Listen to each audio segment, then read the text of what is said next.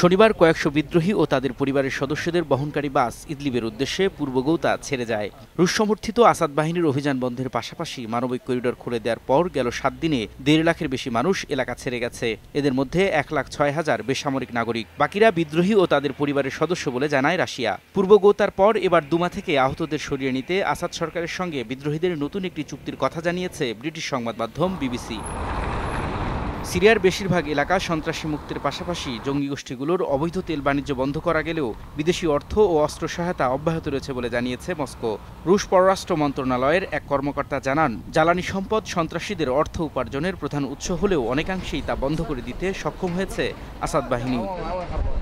এমন পরিস্থিতিতে পূর্ব গৌতাকে পুরোপুরি বিদ্রোহী মুক্তের দাবি করেছে সিরীয় সেনাবাহিনী। আসাদ বাহিনীর এক কর্মকর্তা জানান, পূর্ব গৌতা নিয়ন্ত্রণে আসলেও দোমাকে সন্ত্রাসীমুক্ত করতে অভিযান অব্যাহত রয়েছে।